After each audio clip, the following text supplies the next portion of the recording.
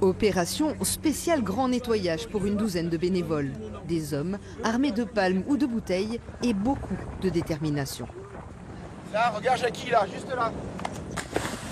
Direction 3 dépôts de détritus en mer à 6 mètres de profondeur qu'ils avaient préalablement préparés.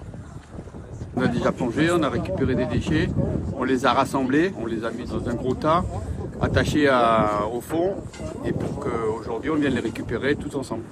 De gros déchets généralement amarrés aux bouées de balisage pour que la mer ne les disperse pas à nouveau et éviter qu'ils ne soient encore ensevelis par le sable.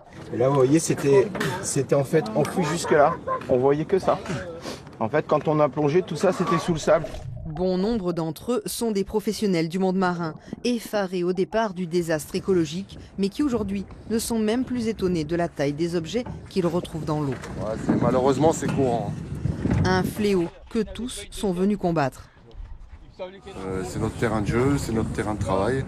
Et puis c'est important de faire ça pour les générations futures, etc. Quand on a des enfants, quand on voit la saleté au fond de l'eau, c'est quand même très important. Mais avec un nouveau constat. Oui, les encombrants, il y en a de moins en moins. C'est les macro-déchets, il y en a de plus en plus. Ça, c'est une bouteille en plastique, qui est en train de se détruire tout doucement.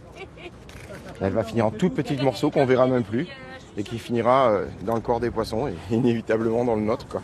L'association Les Fonds Bleus œuvre depuis 2016 et compte aujourd'hui 15 bénévoles qui plongent en apnée 2 fois par semaine tout au long de l'année.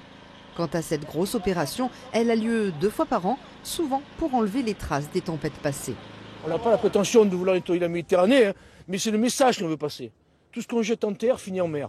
Et surtout aussi secouer un peu les autorités pour qu'ils mettent des dispositifs anti-pollution, comme des filets de rétention de déchets à la sortie des émissaires. Enfin, on pourrait quand même sérieusement s'y attaquer et avoir une vraie politique de la mer. Cette fois, ce sont environ 700 kilos qui ont été débarrassés des fonds marins.